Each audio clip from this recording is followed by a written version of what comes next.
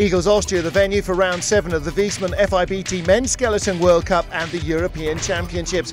After the first of 2 heats, Frank Rommel of Germany lying in 5th position, the only man to claim a race victory over Martins Dukors of Latvia this season. But he was struggling to stay in front of Erik Nielsen of Canada. There was not much margin between them in the first heat. Nielsen's strong second run saw Rommel struggling until the very final corner to retake the lead. Just 100th of a second in front meant that he was unlikely to challenge for the medals. Thomas Dukors had been 4th after the first heat, but just 200ths of a second away from a podium finish. He and his brother Martins have shared the podium on at least 2 separate occasions already this season. Could there be a third coming up? With no North American sliders in the top 5, the podium would also decide the European Championships. He pushed Frank Rommel down the order as he moved strongly into contention with a stunning second slide. 3 to go after women from the Russian Skeleton Federation finished 1st and 2nd in the European Championships. There's a chance now for the men to show whether they still had it.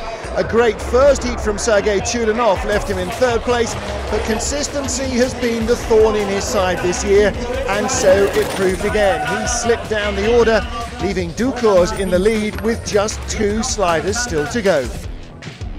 Alexander Tretyakov of Russia had been outstarted by Martins Dukors in the first heat, but was determined not for that to happen again. A 4:84 getaway, a 10th quicker than his first start, saw him in contention, and he quickly streaked away from Thomas Dukors, opening up a growing margin with every turn. It was a top-class slide from Tretyakov, throwing down his challenge to the race leader. The gaps at the top of the skeleton field had been enormous. Martins Dukors led by over 1/3 of a second after Heat 1 from Tretyakov, and he just opened up that margin.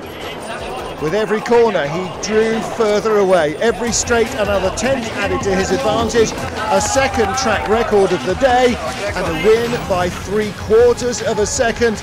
Tretyakov could only watch in dismay as Dukors once again unleashed his superpowers of skeleton to claim victory and his 2nd consecutive European Championship title. Track where 100ths of a second normally decide victory, 3/4 of a second was a massive margin.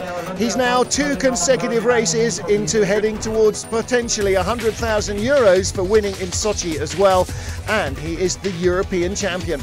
Last year he claimed the World Championship, European Championship and World Cup titles. He may do the same again this year. He's our World Cup leader as he heads in perfect form to St. Moritz and the Worlds.